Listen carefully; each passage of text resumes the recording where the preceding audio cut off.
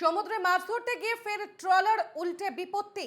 FB বাবা গোবিন্দ নামে একটি ট্রলার উল্টে যায়। সমুদ্রে ঘূর্ণিঝড়ে উল্টে যায় ট্রলার। দাবি প্রত্যক্ষদর্শীদের, তারা গিয়ে 8জন মৎস্যজীবীকে উদ্ধার করেন।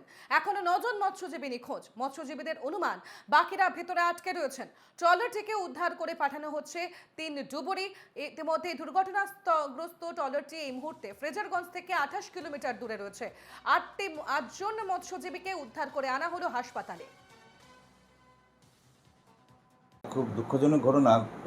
হঠাৎ করে আমরা সকালবেলা খবর পেলাম যে সমুদ্রে গতকাল রাত্রে হঠাৎ একটা টর্নেডোর মতো একটা ঘূর্ণিঝড় হয়ে যায়। তো ওই জলের পাকে পড়ে হঠাৎ ঢেউ হয়ে যায়। আর আমাদের ওইখানে একটা ট্রলার মাছ ধরছিল, তার নাম হচ্ছে বাবা গোবিন্দ। তো ওই ট্রলারটা সঙ্গে সঙ্গে পাল্টি খেয়ে যায়।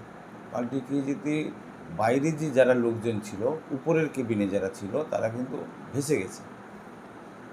আর বাকি লোকগুলো এখনও যে আমরা শুনতে পাচ্ছি যে বাকি প্রায় 9জনের মতো লোক যত সম্ভব কেবিনে আটকে যেতে পারে। বাইরে খোঁজাখুঁজি করা হয়েছিল, তাদেরকে এখনও পর্যন্ত পাওয়া যায়নি। ওই 8জনকেই আমরা উদ্ধার করতে পেরেছি আমাদের যে ট্রলারগুলো ছিল।